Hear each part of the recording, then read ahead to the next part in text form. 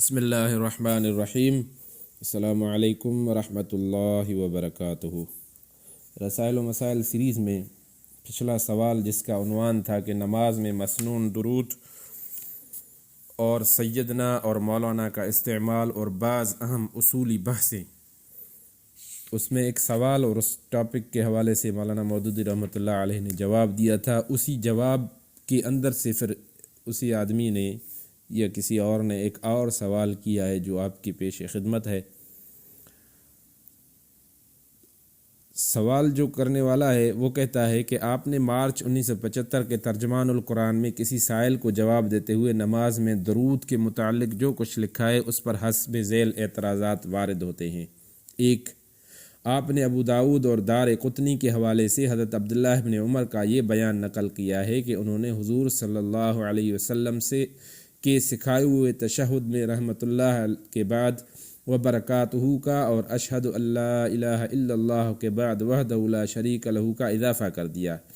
اس سے آپ معصور الفاظ پر اضافے کا جواب ثابت کرتے ہیں، لیکن یہ آپ کے لیے مفید مطلب نہیں ہے، کیونکہ یہ الفاظ مرفوع حدیث میں بھی وارد ہوئے ہیں۔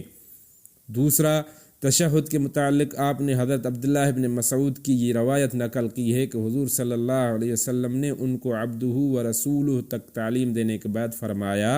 کہ جب تم نے یہ پڑھ لیا یا اس کو پورا کر لیا تو تم اپنی نماز سے فارغ ہو گئے، اس کے بعد اٹھ جانا چاہو تو اٹھ جاؤ اور بیٹھ جاؤ تو بیٹھے رہو۔ اس سے آپ نے یہ استدلال کیا ہے کہ عبدہ و رسولہ پر نماز مکمل ہو جاتی ہے، اس کے بعد آدمی کچھ نہ پڑھے تب بھی اس کی نماز میں کوئی نقص واقع نہیں ہوتا، اور درود و دعا تشہد میں داخل نہیں ہے بلکہ اس سے زائد ایک چیز ہے۔ مگر آپ کا یہ استدلال صحیح نہیں ہے، کیونکہ حفاظ حدیث کا اس پر اتفاق ہے کہ عبدہ و رسولہ کے بعد کا مضمون دراصل حضرت عبداللہ ابن مسعود رضی اللہ تعالیٰ عنہ کا قول ہے، جسے ایک راوی نے بے احتیاطی سے اس طرح حدیث میں درج کر دیا ہے کہ وہ حضور صلی اللہ علیہ وسلم کا ارشاد معلوم ہوتا ہے۔ تیسرا، بالفرض اگر وہی روایت صحیح تسلیم کر لی جائے جس سے آپ استدلال کرتے ہیں تو یہ امر واقع ہے کہ تشہد کی تعلیم حضور صلی اللہ علیہ وسلم نے ابتدائی دور ہی میں دے دی تھی جب نماز فرض ہوئی تھی، لیکن قرآن مجید میں حضور صلی اللہ علیہ وسلم پر درود اور سلام بھیجنا کا حکم غزوہ خندق اور غزوہ بنی قریظہ کے زمانے یعنی 5 ہجری میں نازل ہوا تھا، کیونکہ وہ سورہ احزاب میں درج ہے اور وہ انہی غزوات کے زمانے میں نازل ہوئی تھی۔ اس لیے لامحال بعد کی چیز نے پہلی چیز کو منسوخ کر دیا۔ چوتھا، نماز تعبدی اعمال میں سے ہے اور ان اعمال کے بارے میں یہ قاعدہ مسلم ہے کہ شارع نے ان کی تعلیم جس طرح دے دی ہے اسی طرح ان کی تعمیل کی جانی چاہیے، ان کے اندر اپنی طرف سے کوئی تصرف نہیں کیا جا سکتا۔ علماء اصول اس بات پر متفق ہیں کہ عبادات میں اصل حکم کی پیروی اور شارع کے بتائے ہوئے طریقے کا اتباع ہے اور اس سے تجاوز بدعت ہے، لیکن آپ درود کے معصور الفاظ پر اکتفا نہیں کرتے بلکہ ان میں اضافے ہی نہیں رد و بدل اور کمی بیشی تک کے قائل ہیں، حالانکہ نماز کے تمام اوراد توفیقی ہیں، ان میں نہ کچھ گھٹانا جائز ہے نہ بڑھانا۔ پانچواں، درود کے الفاظ میں سیدنا اور مولانا کا اضافہ متعدد وجوہ سے ناجائز ہے۔ اولاً احادیث سے جتنے درود ثابت ہیں ان میں کہیں یہ الفاظ مستعمل نہیں ہوئے، بلکہ بقول حافظ ابن حجر کسی صحابی اور تابعین نے بھی یہ الفاظ درود میں استعمال نہیں کیے۔ ثانیاً، احادیث سے ثابت ہے کہ لفظ سید کا استعمال رسول اللہ صلی اللہ علیہ وسلم کی ذات گرامی کے لیے اس دنیا میں بالکل غیر مشروع ہے اور حضور صلی اللہ علیہ وسلم نے اپنے لیے اس کے استعمال کو منع فرمایا۔ رہا آپ کا ارشاد کہ انا سید ولد آدم، تو یہ قیامت کی حکایت ہے جہاں اللہ تعالیٰ کی طرف سے آپ صلی اللہ علیہ وسلم کو یہ اعزاز دنیا میں عبدیت کا شیوہ اختیار کرنے کے صلے میں عطا کیا جائے گا۔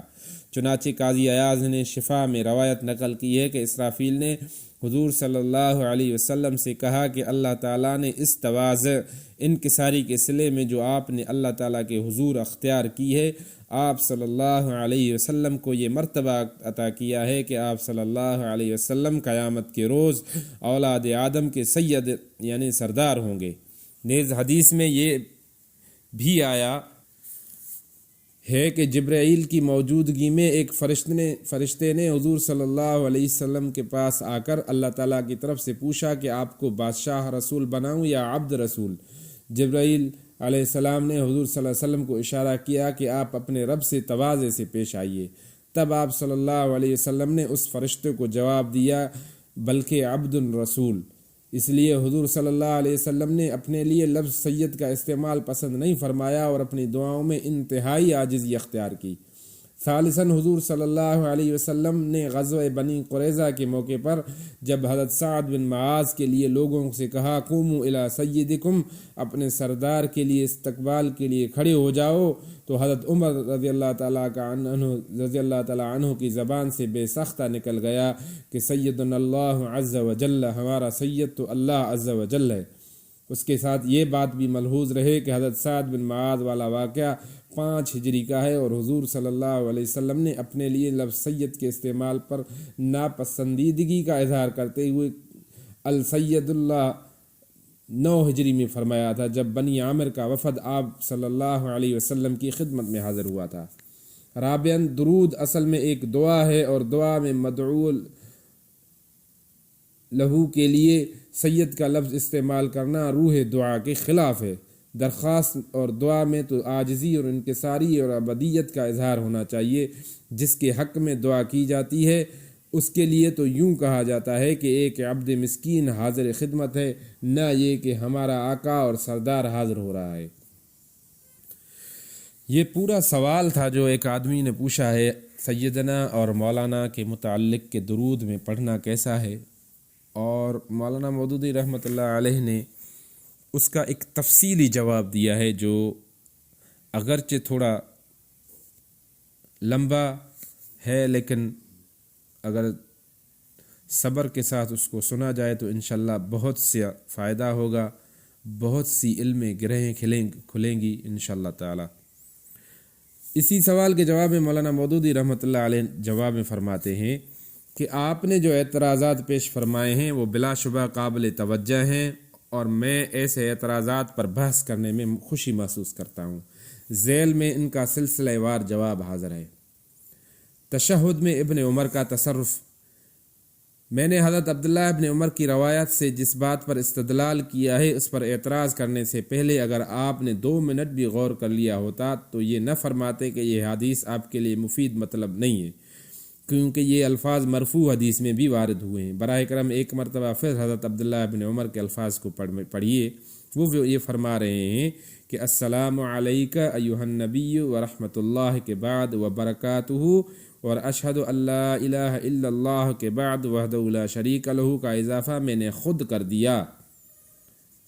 کتاب الصلاۃ باب التشہد حدیث نمبر 826۔ اس سے صاف ظاہر ہو رہا ہے کہ جس وقت انہوں نے یہ اضافہ کیا تھا اس وقت ان کے علم میں وہ حدیث مرفوع نہیں تھی جس کے متعلق آپ کہہ رہے ہیں کہ اس میں بھی یہ الفاظ وارد ہوئے ہیں۔ ہو سکتا ہے کہ وہ ان کے علم میں کبھی نہ آئی ہو، اور یہ بھی ہو سکتا ہے کہ وہ ان کے علم میں اس وقت آئی ہو جب وہ پہلے ہی بطور خود ان الفاظ کا اضافہ کر چکے ہوں۔ یہ بھی تحقیق فرما لیجئے کہ یہ حدیث صحیح ہے۔ دارقطنی نے اسے نقل کرنے کے بعد لکھا ہے کہ ھذا اسناد صحیح، یہ سند صحیح ہے، اور حافظ ابن حجر نے ابو داؤد کی روایت کو صحیح قرار دیا ہے۔ یہ صریح طور پر آپ کے مدعا کے خلاف پڑتی ہے، کیونکہ اس سے ثابت ہوتا ہے کہ ایک جلیل القدر صحابی نے نماز کے معصور الفاظ پر اپنی طرف سے کچھ الفاظ کا اضافہ کیا اور اس کو لوگوں کے سامنے اظہار بھی کر دیا، مگر نہ دور صحابہ اور تابعین میں اس پر کوئی گرفت کی گئی، اور نہ بعد میں کسی دور میں، کم از کم میرے علم کی حد تک، کسی فقیہ یا محدث نے اسے صحابی رسول کی بدعت ضلالت قرار دیا۔ دوسرا، تشہد کے متعلق ابن مسعود کی روایت۔ میں نے تشہد کے متعلق حضرت عبداللہ ابن مسعود کی جو روایت نقل کی ہے اس کے متعلق آپ کہتے ہیں کہ عبدہ و رسولہ کے بعد والے الفاظ کو حفاظ حدیث نے بالاتفاق الحاقی قرار دے دیا ہے، اور یہ رائے ظاہر کی ہے کہ یہ دراصل یہ حضرت ابن مسعود کا اپنا قول ہے جو راوی کی غلطی سے حضور صلی اللہ علیہ وسلم کی طرف منسوب ہو گیا ہے۔ مجھے معلوم ہے کہ یہ رائے کن حفاظ حدیث نے ظاہر کی ہے، مگر ان کے فضل اور کمال کا انتہائی معترف اور معتقد ہونے کے باوجود میں ان کا اندھا مقلد نہیں ہوں، کہ بس یہ سن کر کہ وہ الفاظ کے الحاق ہونے پر متفق ہیں خود بھی انہیں الحاق کو مان لوں اور یہ نہ دیکھوں کہ جس بنیاد پر انہوں نے یہ فیصلہ کر ڈالا ہے وہ بجائے خود معقول بھی ہے یا نہیں۔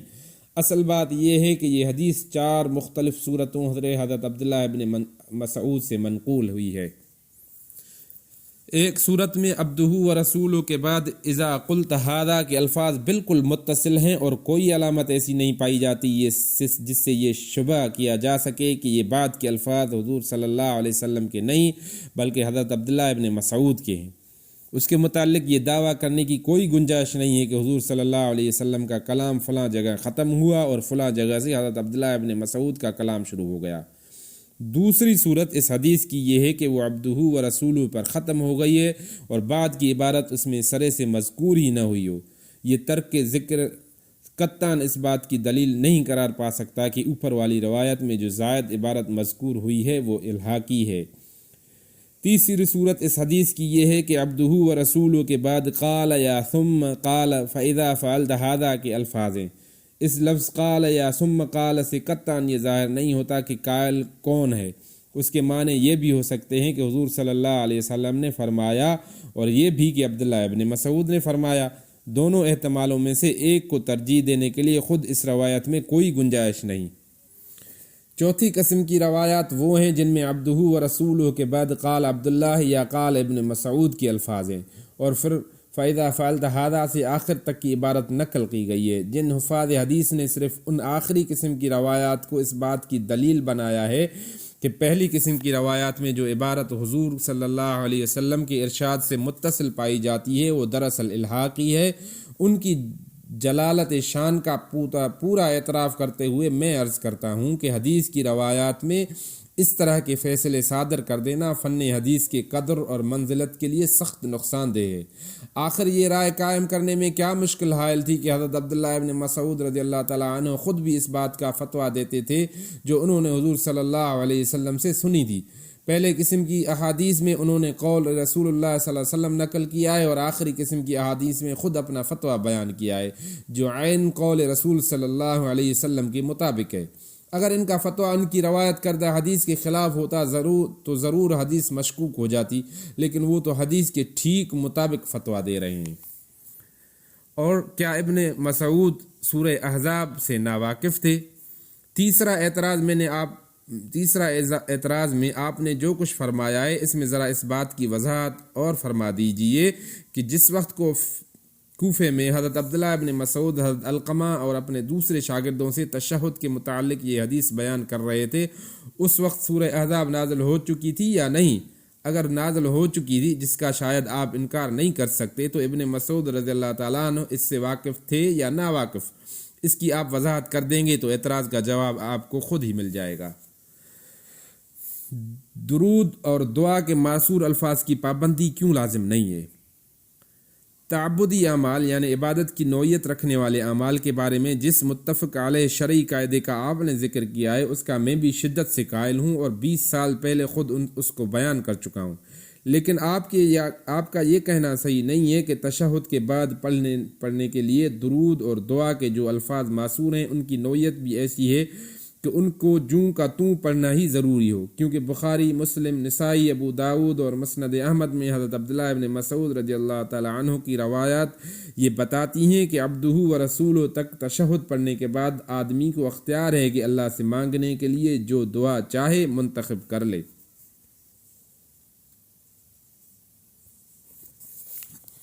تعبدی امور میں رد و بدل اور کمی بیشی کی گنجائش۔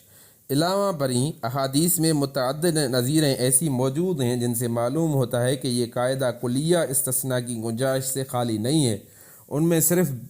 بیشی یعنی اضافی ہی کی نہیں بلکہ رد و بدل اور کمی کے نظائر بھی پائے جاتے ہیں جن کو میں نے مختصر یہاں نقل کرتا ہوں۔ رد و بدل کی ایک سری مثال،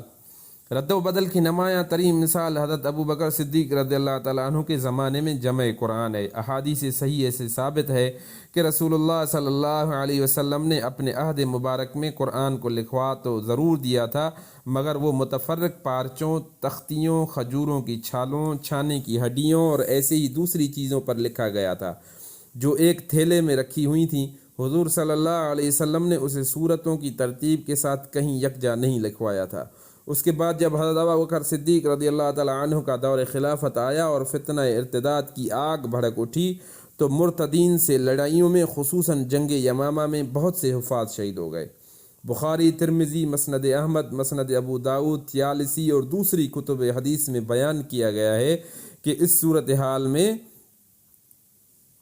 حضرت عمر رضی اللہ تعالیٰ عنہ کو یہ خطرہ محسوس ہوا کہ اگر اس طرح حفاظ شہید ہوتے رہے تو قرآن کا بہت سا حصہ ضائع ہو جائے گا۔ اس خطرے کو انہوں نے سیدنا ابو بکر صدیق رضی اللہ تعالیٰ عنہ کے سامنے پیش کر کے یہ رائے دی کہ آپ قرآن کو جمع کرنے کا حکم دیں۔ حضرت صدیق رضی اللہ تعالیٰ عنہ نے جواب دیا کہ میں وہ کام کیسے کر سکتا ہوں جو رسول اللہ صلی اللہ علیہ وسلم نے نہیں کیا، مگر حضرت عمر رضی اللہ تعالیٰ عنہ نے کہا ہوا واللہ خیر، بخدا یہ اچھا کام ہے،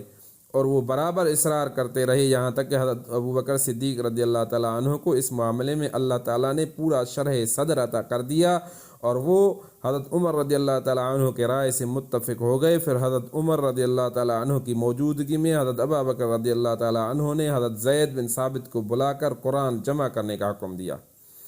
پھر حضرت زید رضی اللہ تعالیٰ عنہ نے بھی اس پر وہی بات کہی جو ابتدا میں حضرت ابوبکر حضرت عمر سے کہہ چکے تھے۔ انہوں نے عرض کیا کہ آپ لوگ کیسے وہ کام کر رہے ہیں جو رسول اللہ صلی اللہ علیہ وسلم نے نہیں کیا؟ دونوں صاحبوں نے ان کو جواب دیا کہ ہوا واللہ خیر، اور دونوں صاحب اصرار کرتے رہے یہاں تک کہ اللہ تعالیٰ نے حضرت زید رضی اللہ تعالیٰ عنہ کو بھی اس معاملے میں شرح صدر عطا فرما دیا۔ اس طرح جمع قرآن کا وہ عظیم کام شروع کیا گیا جسے انجام دینے میں بکثرت صحابہ نے حصہ لیا، اور تمام ہی صحابہ کے علم میں رفتہ رفتہ یہ بات آ گئی کہ خلیفہ وقت کی نگرانی میں یہ کام کیا جا رہا ہے۔ اب ملاحظہ فرمائیے، کام ظاہر ہے کہ دنیوی تدابیر میں سے نہیں بلکہ تعبدی اعمال میں سے تھا۔ حضرت ابوبکر اور حضرت زید بن ثابت رضی اللہ تعالیٰ عنہما نے اس وجہ سے حضرت عمر رضی اللہ تعالیٰ عنہ کو تجویز سنتے ہی اس کے جواب میں یہ فرمایا تھا کہ وہ کام کیسے کیا جائے جو رسول اللہ صلی اللہ علیہ وسلم نے نہیں کیا، مگر جس دلیل کی بنا پر حضرت عمر نے یہ تجویز پیش کی تھی اور جس کی بنا پر حضرت ابوبکر رضی اللہ تعالیٰ عنہ اور حضرت زید بن ثابت کو اس کے جواز بلکہ وجوب پر شرح صادر حاصل ہوا، وہ تھا ہوا واللہ خیر کے سوا اور کچھ نہیں تھی۔ اس کے بعد جو کام کیا گیا وہ صریحاً رد و بدل کی نوعیت رکھتا تھا، کیونکہ اس کے ذریعے سے قرآن کی متفرق حالت کو جو حضور صلی اللہ علیہ وسلم کے زمانے میں تھی رد کر کے یکجائی حالت میں تبدیل کر دیا گیا، مگر نہ کسی نے اس وقت اسے بدعت اور احداث فی الدین قرار دیا اور نہ آج تک کوئی اس پر یہ اعتراض کر سکا ہے، بلکہ اسے جناب صدیق اکبر رضی اللہ تعالی عنہ کی اہم ترین دینی خدمات میں شمار کیا جاتا ہے۔ اب آئیے کمی کی ایک نمایاں مثال کی طرف۔ اب ذرا کمی کی بھی ایک نمایاں ترین مثال ملاحظہ فرمائیے۔ بخاری، مسلم، نسائی، ترمذی، ابو داؤد وغیرہ کتب حدیث میں صحیح ترین سندوں سے یہ بات منقول ہوئی ہے کہ قرآن 7 حرفوں پر نازل ہوا تھا۔ اکابر اہل علم نے اس کی تشریح یہ کی ہے کہ قرآن مجید ابتدا میں تو صرف قریش کی زبان میں نازل ہوا تھا، مگر بعد میں جب اسلام عرب کے مختلف علاقوں میں پھیلنے لگا تو رسول اللہ کی درخواست پر عرب کے شہ فصیح ترین بولیوں ڈائلیکٹس میں بھی اس کے پڑھنے کی اجازت دے دی گئی، جن میں تلفظ، اعراب یا محاورے کا صرف ایسا فرق ہوتا تھا جس سے معنی میں کوئی فرق واقع نہیں ہوتا تھا، لیکن یہ اجازت ایسی کھلی اجازت نہ تھی کہ مختلف علاقوں کے لوگ اپنی اپنی بولیوں میں قرآن کو خود بدل لیں، بلکہ جبرائیل امین اللہ تعالیٰ کی طرف سے حضور صلی اللہ علیہ وسلم کو بتاتے تھے کہ کس لفظ کو قریش کی بولی کے سوا عرب کی دوسری بولیوں میں کس طرح پڑھا جائے، اور اس کے مطابق حضور صلی اللہ علیہ وسلم لوگوں کو قرآن پڑھنا سکھاتے تھے۔ اس بنا پر 7 حرفوں پر قرآن کے سب قراتیں اللہ تعالیٰ کی طرف سے نازل شدہ تھیں اور توفیق کی تھیں۔ بخاری میں حضرت عبداللہ ابن عباس کی روایت ہے کہ حضور صلی اللہ علیہ وسلم نے فرمایا، جبرائیل نے مجھے پہلے صرف 1 حرف پر قرآن پڑھایا تھا، پھر میں برابر ان سے رجوع کر کے زیادہ حرفوں پر پڑھنے کی اجازت مانگتا رہا، یہاں تک کہ 7 حرفوں تک پڑھنے کی اجازت دے دی گئی۔ صحیح البخاری کتاب فضائل القرآن، باب انزل القرآن علی 7 احرف، حدیث نمبر 4607۔ مسلم کی روایت میں امام زہری کے حوالے سے اس پر اتنا اضافہ اور ہے کہ یہ اجازت صرف ان امور تک تھی جن سے حلال اور حرام کا فرق نہ واقع ہوتا تھا۔ صحیح مسلم کتاب صلاۃ المسافرین و قصرہا بیان القرآن علی 7 احرف، حدیث نمبر 1355۔ مسلم، نسائی، ابو داود، ترمذی اور طبری نے حضرت ابی بن کعب کی یہ روایت نقل کی ہے، جس سے معلوم ہوتا ہے کہ قراءت قرآن میں یہ توسیع ہجرت کے بعد ہوا ہے۔ اس روایت میں یہ ذکر ہے کہ مدینہ کے ایک مقام ازات بنی غفار میں جبرائیل حضور کریم صلی اللہ علیہ وسلم کے پاس آئے اور انہوں نے کہا کہ اللہ آپ کو حکم دیتا ہے کہ آپ اپنی امت کو قرآن ایک حرف پر پڑھائیں۔ حضور صلی اللہ علیہ وسلم نے عرض کیا کہ میں اس حکم میں نرمی کی درخواست کرتا ہوں، میری امت اس کی طاقت نہیں رکھتی، یعنی جو لوگ عربی زبان کی ایک خاص بولی کے عادی ہیں ان کے بچوں، بوڑھوں، جوانوں، مردوں اور عورتوں کے لیے یہ مشکل ہے کہ کسی دوسری بولی میں قرآن پڑھ سکیں۔ پھر وہ دو اور اس کے بعد 3 بولیوں کا حکم لائے۔ حضور صلی اللہ علیہ وسلم کی مزید درخواست فرماتے رہے، آخرکار انہوں نے آ کر کہا کہ اللہ تعالیٰ آپ کو 7 حرفوں پر قرآن پڑھنے کا حکم دیتا ہے، ان میں سے جس حرف پر بھی لوگ پڑھیں گے وہ صحیح ہوگا۔ صحیح مسلم کتاب صلاۃ المسافرین و قصرہا باب بیان القرآن علی 7 احرف، صحیح حدیث نمبر 1357۔ مسلم، نسائی اور طبری میں حضرت ابی بن کعب کا ایک اور بیان روایت ہوا ہے کہ ان کی موجودگی میں یکے بعد دیگرے 2 آدمی مسجد نبوی میں آئے اور ہر ایک نے قرآن اس طریقے کے خلاف پڑھا جس طریقے پر رسول اللہ صلی اللہ علیہ وسلم نے حضرت ابی کو پڑھنا سکھایا تھا، اور ان کی قرأتیں آپس میں بھی ایک دوسرے سے مختلف تھیں۔ حضرت ابی رضی اللہ تعالیٰ عنہ دونوں کو ساتھ لے کر حضور صلی اللہ علیہ وسلم کی خدمت میں حاضر ہوئے اور اس اختلاف قرأت کا ذکر کیا۔ حضور صلی اللہ علیہ وسلم نے ان دونوں کی قرأت سنی اور ہر ایک کی قرأت کو صحیح قرار دیا۔ حضرت ابی رضی اللہ تعالیٰ عنہ کہتے ہیں کہ یہ بات سن کر میرے دل میں ایسی تکذیب پیدا ہوئی جو جاہلیت کے زمانے میں بھی نہ تھی۔ طبری کی روایت میں ان کے الفاظ ہیں کہ میں نے اپنے اندر ایسا شیطانی وسوسہ پایا جس سے میرا چہرہ سرخ ہو گیا۔ یہ حالت دیکھ کر حضور صلی اللہ علیہ وسلم نے میرے سینے پر ہاتھ مارا جس سے میں پسینے ہو گیا۔ پھر حضور صلی اللہ علیہ وسلم نے مجھے بتایا کہ قرآن 7 حرفوں پر نازل ہوا ہے جو سب کے سب شافی اور کافی ہیں۔ اس سلسلے میں ایک اور روایت بخاری اور مسلم اور ترمذی اور نسائی میں حضرت عمر رضی اللہ تعالیٰ عنہ سے منقول ہوئی ہے کہ میں نے ایک روز ہشام بن حکیم بن حزام کو سورہ الفرقان پڑھتے سنا اور ان کی قرأت کو اس قرأت سے مختلف پایا جو رسول اللہ صلی اللہ علیہ وسلم نے مجھے سکھائی تھی۔ ایک روایت میں حضرت عمر کا قول ہے کہ میں نے ان سے پوچھا کہ یہ قرأت تمہیں کس نے سکھائی ہے؟ انہوں نے کہا رسول اللہ صلی اللہ علیہ وسلم نے۔ ایک اور روایت میں وہ فرماتے ہیں کہ میں نے ان کا ہاتھ پکڑ کر انہیں حضور صلی اللہ علیہ وسلم کے پاس لے گیا۔ ایک دوسری روایت میں ہے کہ میرا جی چاہتا تھا کہ انہیں اسی وقت پکڑ لوں، مگر میں نے ان کو نماز ختم ہونے تک صبر کیا، پھر ان کا گریبان پکڑ کر حضور صلی اللہ علیہ وسلم کے پاس لے گیا۔ ایک روایت میں یہ بھی ہے کہ قریب تھا کہ میں ان پر جھپٹ پڑتا، مگر میں نے ان کے سلام پھیرنے تک صبر کیا، پھر ان کا گریبان پکڑ کر حضور صلی اللہ علیہ وسلم کے پاس لے گیا۔ اس کے آگے سب روایتیں متفق ہیں کہ حضور صلی اللہ علیہ وسلم نے پہلے حضرت ہشام کی قرأت سنی اور پھر فرمایا ٹھیک ہے، اس طرح یہ سورہ نازل ہوئی ہے۔ پھر آپ صلی اللہ علیہ وسلم نے حضرت عمر کی قرأت سنی اور فرمایا ٹھیک ہے، اس طرح نازل ہوئی ہے۔ اس کے بعد آپ نے وضاحت فرمائی کہ قرآن 7 حرفوں پر نازل ہوا ہے، لہذا جس طرح آسانی ہو پڑھو۔ ان روایات سے 2 باتیں ثابت ہوتی ہیں۔ ایک یہ کہ 7 حرفوں پر قرأت توفیقی یعنی اللہ تعالیٰ کی طرف سے مقرر تھی، ہر ایک حرف پر قرآن نازل ہوا تھا اور لوگ بطور خود اپنی بولی میں قرآن کے الفاظ کو منتقل نہیں کر لیتے تھے، بلکہ حضور صلی اللہ علیہ وسلم نے ہر حرف پر لوگوں کو قرآن پڑھنا سکھایا تھا۔ دوسری بات یہ بھی ثابت ہوتی ہے کہ قرأتوں کے اس اختلاف پر جھگڑے خود حضور صلی اللہ علیہ وسلم کے سامنے شروع ہو گئے تھے، مگر آپ نے ان مختلف قرأتوں کی توثیق فرمائی اور جھگڑوں کی بنا پر قریش کی بولی کے سوا باقی سب بولیوں کی قرأت منسوخ کرنے کا اعلان نہیں فرمایا۔ اب ذرا حضرت عثمان رضی اللہ تعالیٰ عنہ کے زمانے کی طرف آئیے۔ ان کے جمع قرآن کے بارے میں صحیح ترین حدیث وہ ہے جو بخاری میں ابراہیم بن سعد ان زہری ان انس بن مالک کی سند سے روایت ہوئی ہے۔ اس میں یہ واقعہ بیان کیا گیا ہے کہ حضرت حذیفہ بن یمان آرمینیا آذربائیجان کی مہم سے واپس آ کر امیر المؤمنین رضی اللہ تعالی عنہ کی خدمت میں حاضر ہوئے۔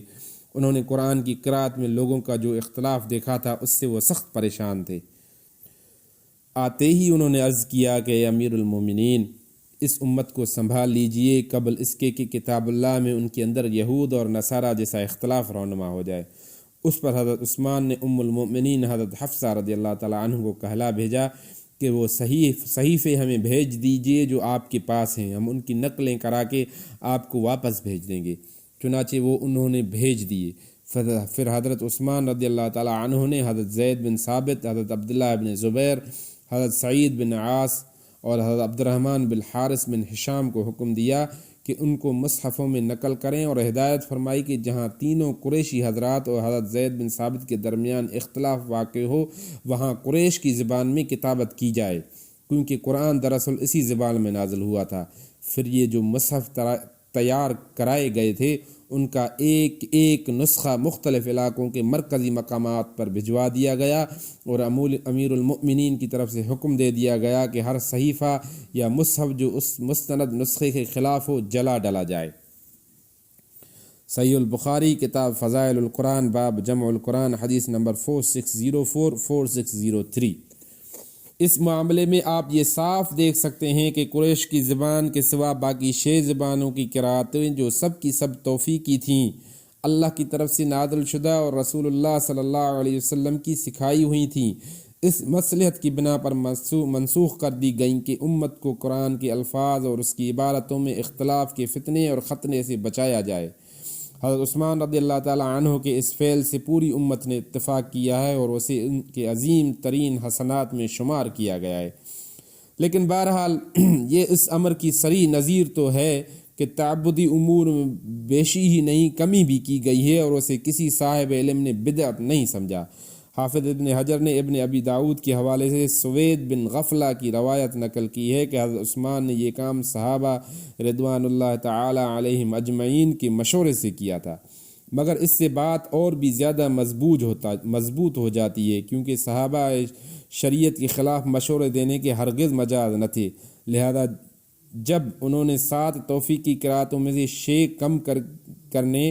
اور صرف 1 باقی رکھنے کی رائے دی، دراں حالک اللہ اور اس کے رسول کا کوئی حکم اس کے حق میں موجود نہ تھا، تو اس کے معنی یہ ہوئی کہ مصلحت اسلام اور مسلمین کے لیے ان کے نزدیک ایسا کرنا شرعاً جائز ہی نہیں، دین کے اندر فتنے کے امکانات کا سد باب کرنے کے لیے واجب بھی تھا،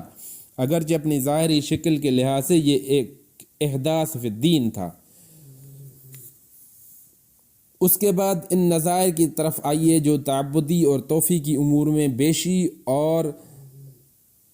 اوراد صلاۃ کے معصور الفاظ پر اضافے کے بارے میں ہم کو احادیث میں ملتی ہیں۔ ان میں سے ایک حکم آنے سے پہلے مدینے میں جمعے کا قیام۔ عبد بن حمید ابن منظر اور عبد الرزاق نے ابن سیرین سے جو روایات نقل کی ہیں ان سے معلوم ہوتا ہے کہ حضور صلی اللہ علیہ وسلم کے مدینے تشریف لے جانے سے پہلے بلکہ جمعے کی فرضیت کا حکم نازل ہونے سے پہلے مدینہ طیبہ میں انصار نے آپس میں مشورہ کیا کہ جس طرح یہود اور نصارہ نے ہفتے میں 1 دن اجتماعی عبادت کے لیے مخصوص کر رکھا ہے، اس طرح ہم بھی 1 دن اس کام کے لیے مختص کر لیں۔ پھر انہوں نے جمعے کا دن اس کے لیے تجویز کیا اور اس کا قدیم نام یوم عروبہ چھوڑ کر نیا نام جمعہ رکھ دیا۔ اس تجویز کے مطابق پہلی نماز جمعہ حضرت اسعد بن زرارہ نے پڑھائی۔ اس کی تائید ابو داؤد، ابن ماجہ، ابن حبان، حاکم، بہیقی اور دار قطنی کی اس روایت سے ہوتی ہیں جو حضرت کعب بن مالک رضی اللہ تعالی عنہ سے ان کے صاحبزادے عبد الرحمن نے نقل کی ہے۔ ان میں وہ کہتے ہیں کہ سب سے پہلے جمعہ حضرت اسعد بن زرارہ رضی اللہ تعالی عنہ نے قائم کیا تھا، جس میں 40 آدمی شریک ہوئے تھے۔ دار قطنی میں حضرت ابن عباس کی روایت ہے کہ جمعے کا حکم مکہ معظمہ میں ہجرت سے پہلے نازل ہوا تھا۔ اس وقت مکے میں اقامت جمعہ ممکن نہ تھی، اس لیے رسول اللہ صلی اللہ علیہ وسلم نے حضرت مصعب بن عمیر کو لکھا کہ تم مدینے میں جمعہ قائم کرو۔ طبرانی میں حضرت ابو مسعود انصاری کی روایت ہے کہ اس حکم کے مطابق جو پہلی نماز جمعہ حضرت مصعب نے پڑھائی اس میں 12 آدمی شریک تھے۔ یہاں دیکھیے صحابہ کی ایک جماعت باہمی مشورے سے بطور خود ایک نئی نماز کا اضافہ کرتی ہے۔ حضور صلی اللہ علیہ وسلم کی حیات طیبہ میں یہ واقعہ پیش آتا ہے، مگر اس پر حضور صلی اللہ علیہ وسلم کسی ناراضگی کا اظہار نہیں فرماتے، بلکہ اللہ تعالیٰ کے ہاں سے اس نماز کی فرضیت کا حکم نازل ہو جاتا ہے، اور وہی نماز جو حکم سے پہلے شروع کی گئی تھی ازروع حکم قائم کی جانے لگتی ہے۔ حضور صلی اللہ علیہ وسلم کی موجودگی میں معصور الفاظ پر اضافہ۔ بخاری، مسلم، ابو داود، مسند احمد، نسائی اور طبرانی میں حضرت رفاع بن رافع کی روایت ہے کہ ایک روز ہم رسول اللہ صلی اللہ علیہ وسلم کے پیچھے نماز پڑھ رہے تھے۔ رکوع سے سر اٹھا کر جب حضور صلی اللہ علیہ وسلم نے سمیع اللہ لمن حمدہ فرمایا تو پیچھے سے ایک شخص نے کہا ربنا ولک الحمد حمدا کثیرا طیبا مبارکا فیہ۔ نماز فارغ ہو کر حضور صلی اللہ علیہ وسلم نے پوچھا ابھی یہ بات کس نے کہی تھی؟ اس نے عرض کیا یا رسول اللہ میں نے۔ حضور صلی اللہ علیہ وسلم نے فرمایا میں نے 30 سے زیادہ فرشتوں کو دیکھا کہ وہ اس کو لکھ لینے کے لیے ایک دوسرے سے آگے نکلنے کی کوشش کر رہے تھے۔ یہاں بھی آپ دیکھ لیں کہ اس شخص نے حضور صلی اللہ علیہ وسلم کے سکھائے ہوئے الفاظ پر مزید چند الفاظ کا اضافہ خود کیا تھا۔ یہ زائد الفاظ حضور صلی اللہ علیہ وسلم کے بتائے ہوئے نہ تھے، اور اس نے معصور الفاظ پر یہ اضافہ حضور صلی اللہ علیہ وسلم کی موجودگی میں حضور صلی اللہ علیہ وسلم کے پیچھے نماز پڑھتے ہوئے کیا تھا۔ آپ کے نقطہ نظر سے تو یہ ہونا چاہیے تھا کہ حضور صلی اللہ علیہ وسلم اس پر سخت ناراضگی کا اظہار فرماتے اور اسے ڈانٹتے کہ معصور الفاظ پر اپنی طرف سے چند الفاظ بڑھا کر تو نے خلاف شرع حرکت کی ہے، تو میرے سامنے دین کے اندر ایک نیا طریقہ اختراع کرنے کی جسارت کر بیٹھا ہے۔ تیرے بڑھائے ہوئے الفاظ اگر شریعت میں مطلوب ہوتے تو میں ان کی تعلیم دیتا، تو ان کو اوراد نماز داخل کرنے والا کون ہوتا تھا؟ لیکن حضور صلی اللہ علیہ وسلم نے اس کو پوری جماعت کے سامنے یہ بشارت دی کہ تیرے کلمات اتنے قابل قدر تھے کہ فرشتے نے ان کو لکھنے کے لیے دوڑ پڑے، اور ان میں سے ہر ایک یہ چاہتا تھا کہ ان الفاظ کو ثبت کرنے کی سعادت اسے نصیب ہو جائے۔ تشہد کے معصور الفاظ میں حضرت عبداللہ ابن عمر کے داخل کردہ الفاظ کا ذکر میں پہلے کر چکا ہوں، اور یہ بھی بتا چکا ہوں کہ اس سے جان چھڑانے کے لیے جو تعویل آپ نے کی ہے وہ بالکل بے معنی ہے۔ ایک نئی اذان کا اضافہ۔ مسند احمد اور نسائی کی روایت ہے کہ جمعے کے روز رسول اللہ صلی اللہ علیہ وسلم جب ممبر پر تشریف فرما ہو جاتے تھے تب بلال اذان دیتے تھے، اور جب آپ ممبر سے اترتے تھے تو وہ تکبیر اور اقامت کہتے تھے۔ یہ گویا 2 اذانیں تھیں جو حضور صلی اللہ علیہ وسلم کے زمانے میں مقرر ہوئیں۔ بخاری، نسائی، ابو داود، ترمذی اور ابن ماجہ میں حضرت صائب بن یزید کی روایت ہے کہ رسول اللہ صلی اللہ علیہ وسلم اور حضرات ابو بکر اور عمر کے عہد میں جمعے کی پہلی اذان اس وقت دی جاتی تھی جب امام ممبر پر بیٹھ جاتا تھا۔ پھر جب حضرت عثمان کا زمانہ آیا اور آبادی بڑھ گئی تو انہوں نے تیسری اذان، یعنی وہ اذان جو امام کے ممبر پر آنے سے پہلے دی جاتی ہے، کا حکم دیا،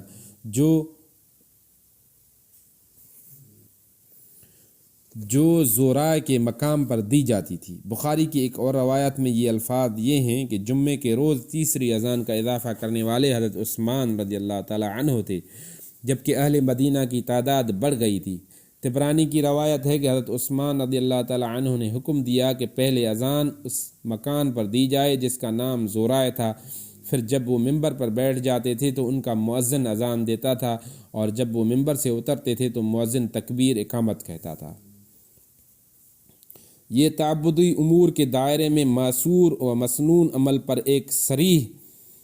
اضافہ تھا جو خلیفہ برحق نے ایسے زمانے میں کیا تھا جبکہ صحابہ اور تابعین سے دنیا اسلام بھری پڑی تھی،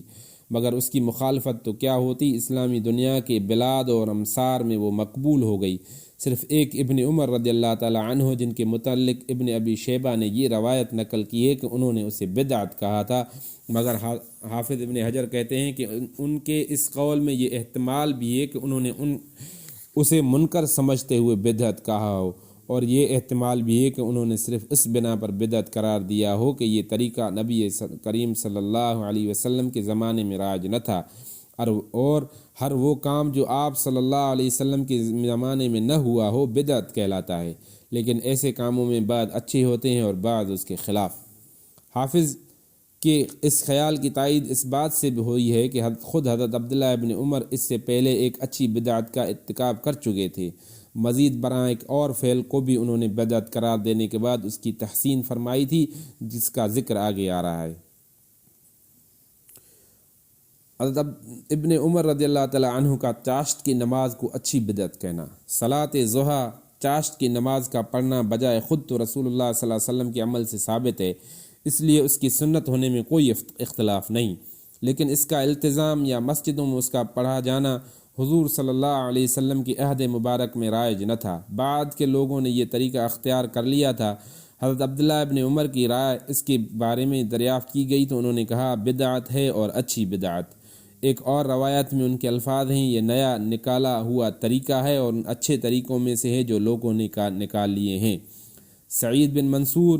اور ایک تیسری روایت میں اس کا ارشاد ہے کہ لوگوں نے کوئی نئی چیز ایسی نہیں نکالی ہے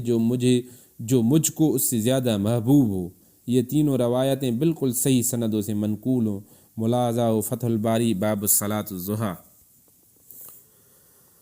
حضرت عمر کا تراویح کو اچھی بدعت قرار دینا۔ نماز تراویح بھی حضور صلی اللہ علیہ وسلم کے عمل سے ثابت ہے، اس لیے اس کی سنت ہونے میں اختلاف نہیں ہے، مگر مسجد میں اس کا ایک ہی امام کے پیچھے پڑھا جانا اور اسے باجماعت ادا کرنے کا عام رواج ایک نیا طریقہ تھا جو حضرت عمر نے اپنے زمانے میں جاری کیا اور اس کے بارے میں فرمایا نعم البدعۃ ھذہ، یہ ایک اچھی بدعت ہے۔ یہ بھی تعبدی امور کے بارے میں اشارے کے طریقے پر ایک اضافہ ہی تھا، لیکن حضرت عمر رضی اللہ تعالیٰ عنہ جیسے سخت متبع سنت صحابی و خلیفہ نے اسے نیا طریقہ جانتے ہوئے اچھا طریقہ سمجھ کر جاری کیا، اور صحابہ اور تابعین، ائمہ مجتہدین، فقہاء اور محدثین سب نے بلا تامل اس کی پیروی کی۔ درود میں سیدنا و مولانا کے الفاظ کا استعمال۔ اس بحث سے یہ بات واضح ہو جاتی ہے کہ تعبدی اعمال میں رد و بدل اور کمی بیشی کا قطعاً ممنوع ہونا اور اس قاعدہ کلیہ میں کسی استثناء کی سرے سے کوئی گنجائش ہی نہ ہونا ایک ایسا تشدد ہے جس کی تائید احادیث صحیحہ سے نہیں ہوتی۔ اس کے بعد ہمیں یہ دیکھنا چاہیے کہ درود میں معصور الفاظ پر سیدنا و مولانا کا اضافہ کیا واقعی ناجائز اور ممنوع ہے، لیکن میں اس بحث کے آغاز ہی میں یہ بات واضح کر دینا چاہتا ہوں کہ میں درود میں صرف وہ الفاظ بڑھانا جائز سمجھتا ہوں جو بجائے خود حضور صلی اللہ علیہ وسلم کے لیے اور دوسرے لوگوں کے لیے مشروع ہوں، خواہ درود کے معصور الفاظ میں وہ شامل نہ ہوں۔ درود کے معصور الفاظ پر ابن مسعود کا اضافہ۔ آپ کی یہ بات صحیح ہے کہ احادیث سے جتنی درود یعنی نبی کریم صلی اللہ علیہ وسلم کے درود ثابت ہیں ان میں سیدنا کا لفظ شامل نہیں ہے، لیکن یہ دعویٰ صحیح نہیں ہے اگرچہ وہ حافظ ابن حجر ہی نے کیا ہو کہ کسی صحابی سے ایسا کوئی درود ثابت نہیں ہے۔ ابن ماجہ باب صلاۃ علی النبی صلی اللہ علیہ وسلم میں حضرت عبداللہ ابن مسعود کا یہ ارشاد موجود ہے کہ اذا صلیتم علی رسول اللہ صلی اللہ علیہ وسلم فاحسنوا الصلاۃ علیہ فانہ لا تدرون لعل ذلک یعرض علیہ۔ تم لوگ جب رسول اللہ صلی اللہ علیہ وسلم تک درود بھیجو تو حسن اور خوبی کے ساتھ بھیجو، تمہیں کیا خبر ہو سکتا ہے تمہارا درود حضور صلی اللہ علیہ وسلم کے سامنے پیش ہو۔ لوگوں نے عرض کیا تو پھر وہ آپ ہمیں سکھا دیں۔ اس پر انہوں نے فرمایا کہ یوں کہا کرو اللہم اجعل صلواتک و رحمتک و برکاتک علی سید المرسلین و امام المتقین و خاتم النبیین محمد عبدک و رسولک امام الخیر و قائد الخیر و رسول الرحمت، اللہم ابعثہ مقاما محمودا یغبطہ بہ الاولون والآخرون، جس کا ترجمہ ہے خدایا اپنی عنایت اور رحمت اور اپنی برکت نازل فرما رسولوں کے سردار، متقیوں کے پیشوا اور نبیوں کے خاتم محمد صلی اللہ علیہ وسلم پر جو تیرے بندے اور رسول ہیں، جو نیکی اور بھلائی کے امام اور قائد اور رسول رحمت ہیں، خدایا ان کو اس مقام محمود پر پہنچا جس پر اولین اور آخرین رشک کریں۔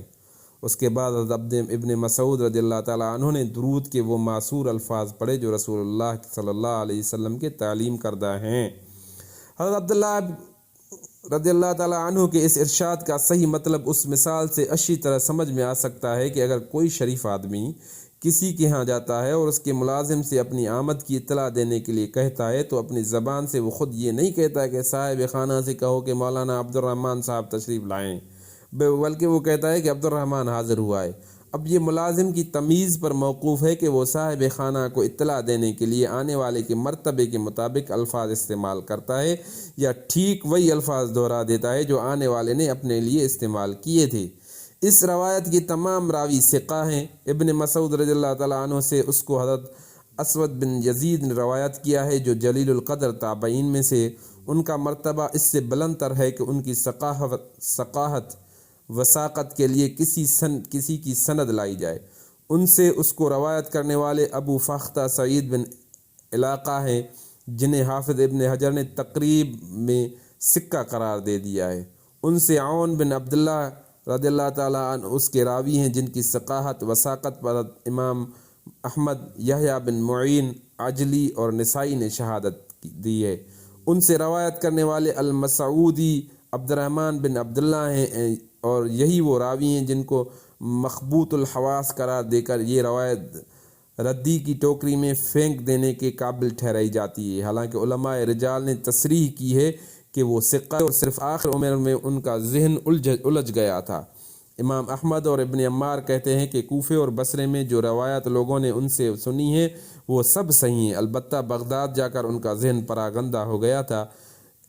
ابن ابی حاتم اپنے والد ابو حاتم کا قول نقل کرتے ہیں کہ اپنی موت سے سال یا 2 سال پہلے ان کے ذہن کی یہ حالت ہوئی تھی۔ ابن معین کہتے ہیں کہ قاسم اور عون بن عبداللہ سے جو احادیث انہوں نے روایت کی ہیں وہ صحیح ہیں۔ ابن عینیہ کہتے ہیں کہ میرے علم میں کوئی شخص حضرت عبداللہ ابن مسعود کے علم کو مسعودی سے زیادہ جاننے والا نہ تھا۔ علماء رجال کی اس شہادت کو دیکھ کر اندازہ ہوتا ہے کہ کس طرح بے دردی کے ساتھ ان احادیث کو اٹھا کر پھینک دیا جاتا ہے جو مفید مطلب نہیں ہوتی۔ اب آئیے اس ٹاپک کی طرف کہ کیا واقعی حضور صلی اللہ علیہ وسلم نے اپنے لیے لفظ سید کے استعمال کو ممنوع قرار دیا تھا؟ آپ کا یہ قول قطعاً صحیح نہیں ہے کہ اپنے لیے سید کا لفظ استعمال کرنے سے رسول اللہ صلی اللہ علیہ وسلم نے منع فرما دیا تھا۔ یہ احادیث کو نہ سمجھنے اور ان کے موقع اور محل کو جانے بغیر ان سے غلط نتائج نکالنے کی ایک واضح مثال ہے۔ اس معاملے میں اصل حقیقت یہ ہے کہ رسول اللہ صلی اللہ علیہ وسلم خوشامد اور کسی کے منہ پر اس کی تعریف کرنے کو سخت ناپسند فرماتے تھے۔ بخاری اور ابو داؤد میں حضرت ابو بکرہ کی روایت ہے کہ ایک شخص نے حضور صلی اللہ علیہ وسلم کے سامنے ایک اور شخص کی تعریف کی۔ آپ نے 3 مرتبہ اور دوسری روایت میں ہے بار بار فرمایا تو نے تو اپنے دوست کا گلا کاٹ دیا۔ پھر سمجھایا کہ اگر تم میں سے کسی کو اپنے کسی بھائی کی مدح ضرور ہی کرنی ہو اور واقعی اس کے متعلق وہی کچھ جانتا ہو جو وہ کہنا چاہتا ہے تو یوں کہے کہ میں اسے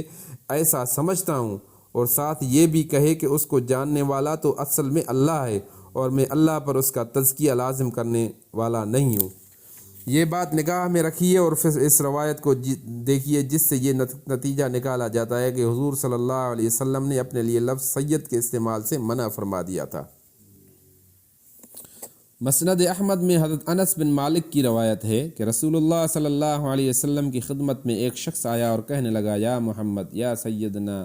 وابن سیدنا وخیرنا وابن خیرنا، اے محمد صلی اللہ علیہ وسلم، اے ہمارے سردار اور ہمارے سردار کے بیٹے،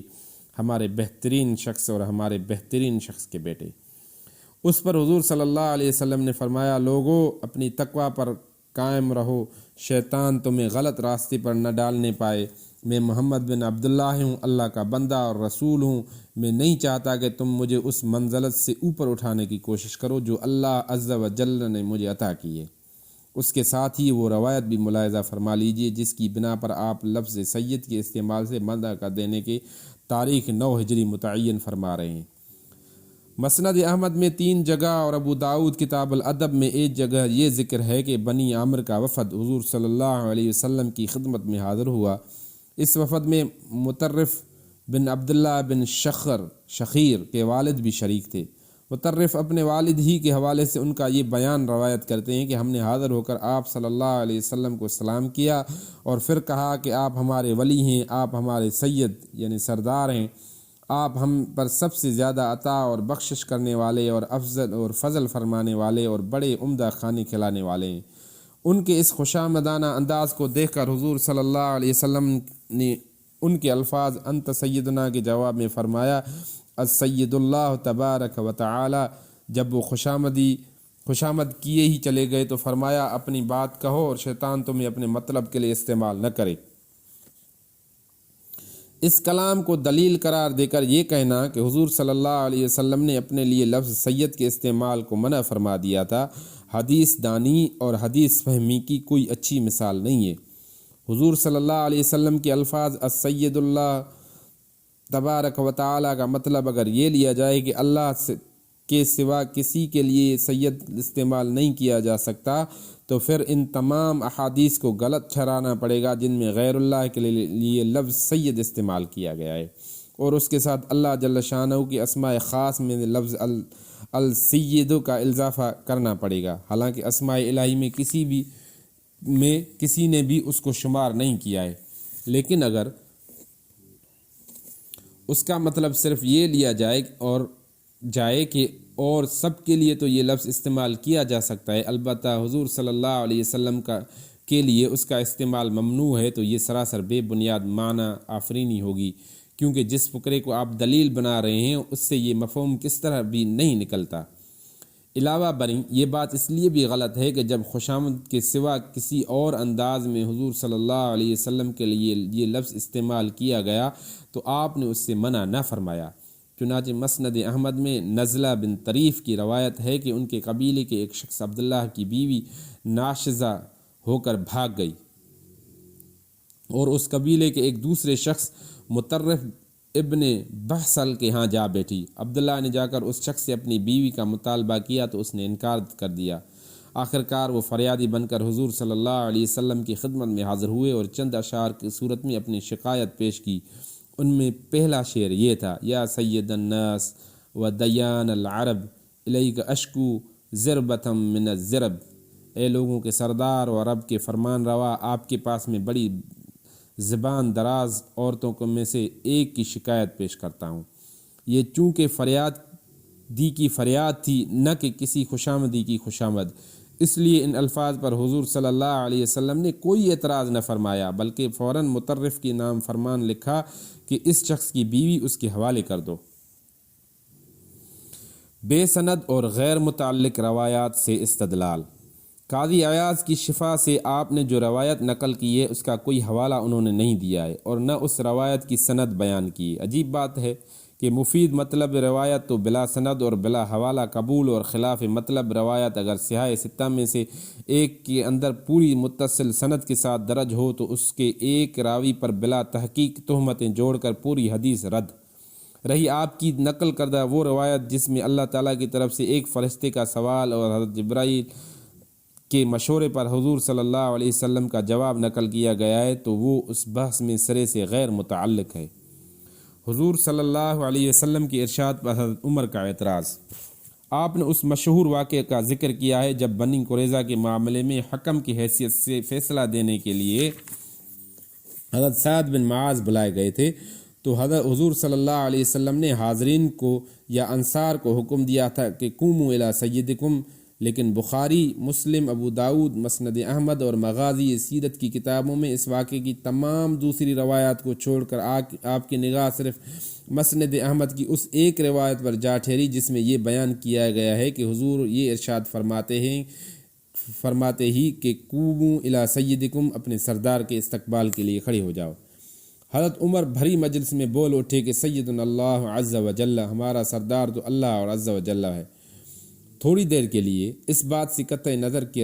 کر لیجئے کہ دوسری روایات اس ذکر سے خالی ہیں، آپ کی سمجھ میں یہ بات کیسے گئی کہ حضرت عمر رضی اللہ تعالی عنہ رسول اللہ صلی اللہ علیہ وسلم کے مقابلے میں یہ گستاخی کر سکتے تھے، اور وہ حضرت عمر رضی اللہ تعالی عنہ یہ بات کیسے کہہ سکتے تھے جن کا اپنا قول ترمذی میں حضرت عائشہ سے ان الفاظ میں نقل ہوا ہے کہ ابو بکر سیدنا و خیرنا و احبنا الی رسول اللہ صلی اللہ علیہ وسلم، ابو بکر ہمارے سردار ہیں، ہمارے بہترین آدمی ہیں، ہم سب سے بڑھ کر رسول اللہ صلی اللہ علیہ وسلم کو محبوب ہیں، اور جن کا ایک دوسرا قول بخاری میں حضرت جابر بن عبداللہ سے یوں منقول ہوا ہے کہ ابو بکر سیدنا و اعتق سیدنا یعنی بلالن، ابو بکر ہمارے سردار ہیں اور انہوں نے ہمارے سردار یعنی بلال رضی اللہ تعالیٰ عنہ کو آزاد کیا ہے۔ کیا حضور صلی اللہ علیہ وسلم کے لیے دعا میں سیدنا کہنا روح دعا کے خلاف ہے؟ آپ فرماتے ہیں کہ درود میں حضور صلی اللہ علیہ وسلم کے لیے سید کا لفظ استعمال کرنا روح دعا کے خلاف ہے۔ درخواست اور دعا میں تو عبدیت اور عاجزی اور انکساری کا اظہار ہونا چاہیے، اور جس کے حق میں دعا کرنی ہو اس کے لیے تو یوں کہنا چاہیے کہ ایک بندہ مسکین آپ کی خدمت میں حاضر ہوا ہے، نہ یہ کہ ہمارا آقا اور سردار حاضر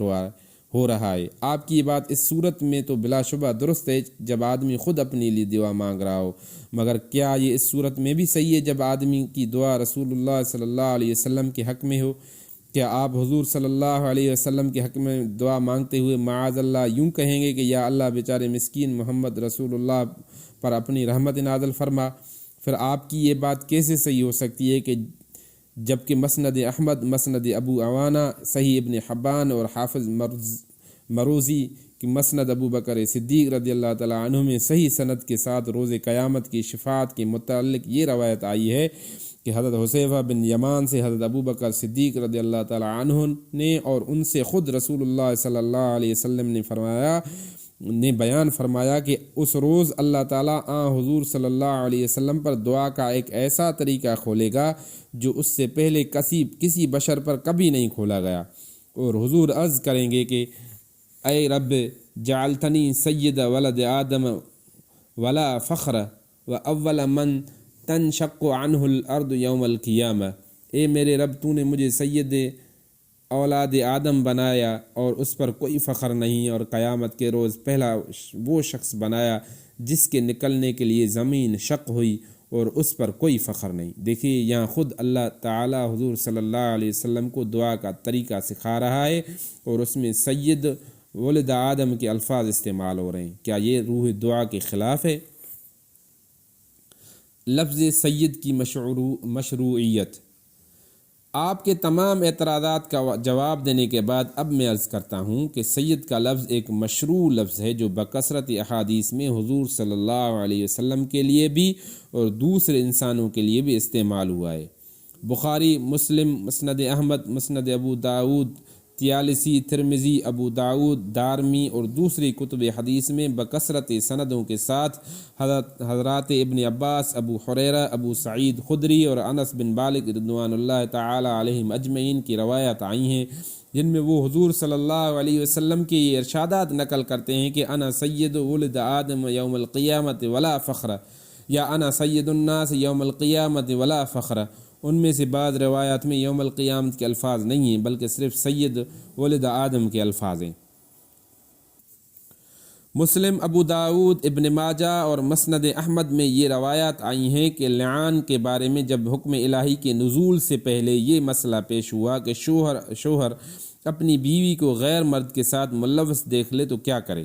اور اس موقع پر حضرت سعد بن عبادہ نے غیر معمولی غیرت کا اظہار کیا تو حضور صلی اللہ علیہ وسلم نے انصار کو خطاب کر کے فرمایا اسمعوا الی ما یقول سیدکم، سنو تمہاری یہ سردار کیا کہہ رہے ہیں۔ اس طرح بخاری، مسلم، نسائی وغیرہ میں حضرت عائشہ سے افک کا جو قصہ منقول ہوا ہے اس میں وہ حضرت سعد بن عبادہ کے لیے سید الخدرج کے الفاظ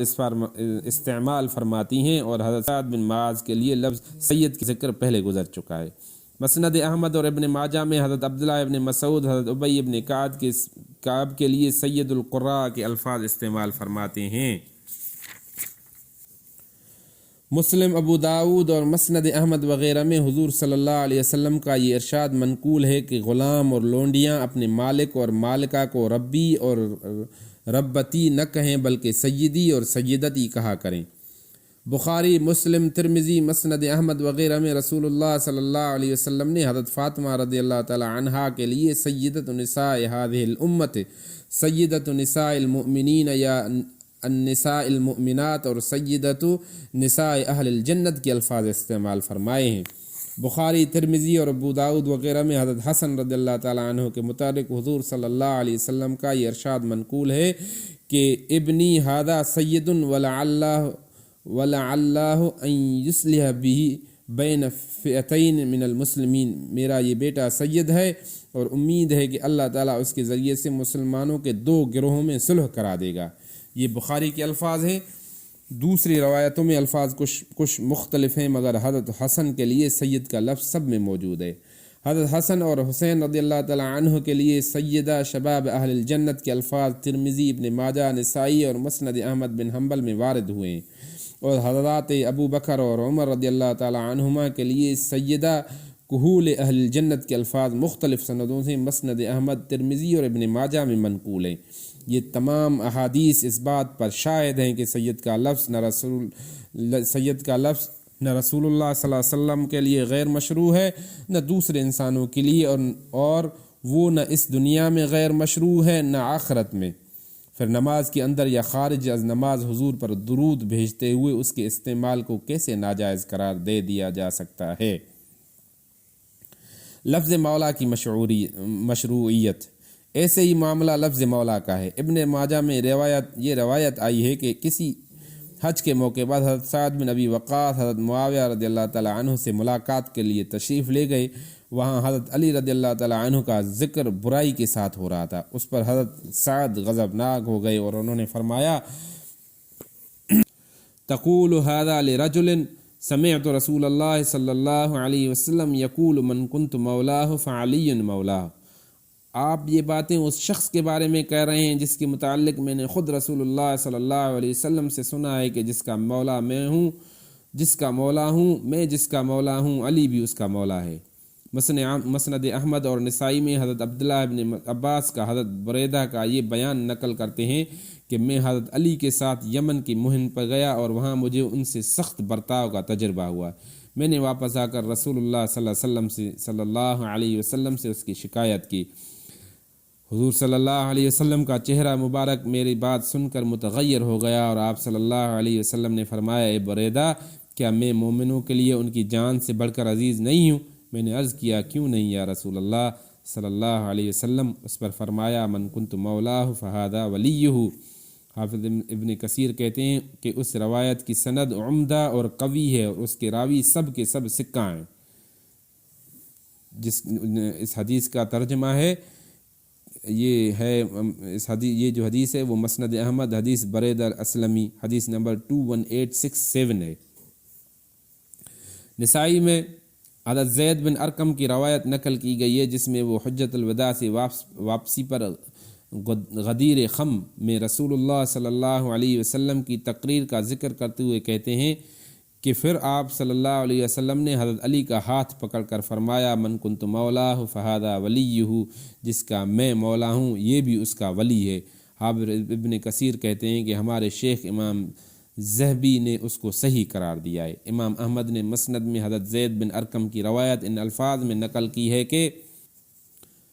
हुजूर सल्लल्लाहु अलैहि वसल्लम ने वादी खुम में तकरीर करते हुए फरमाया, क्या तुम नहीं जानते, या फरमाया कि क्या तुम इसकी शहादत नहीं देते कि मैं हर मोमिन के लिए उसकी जान से बढ़कर अजीज़ हूँ। लोगों ने अर्ज़ किया, ज़रूर। आपने फरमाया, मन कुन्तु मौलाहु फ़इन्न अलीयन मौलाहु, और दूसरी रवायत में है फ़अलीयुन मौलाहु। इब्न कसीर कहते हैं कि ये असनाद उम्दा हैं और उसके रावी सुनन की शर्त के मुताबिक सिक्का हैं। इससे साबित हुआ कि मौला का लफ्ज़ भी नबी और गैर नबी दोनों के लिए गैर मशरू नहीं है। फिर अगर नमाज के अंदर और खारिज अज नमाज हुजूर सल्लल्लाहु अलैहि वसल्लम पर दुरूद भेजते हुए सैयदना व मौलाना के अल्फाज इस्तेमाल किए जाएँ तो इसमें आखिर गुनाह क्या है और किस दलील से उसको ममनू या नाजायज़ या मकरूह करार दे दिया जा सकता है।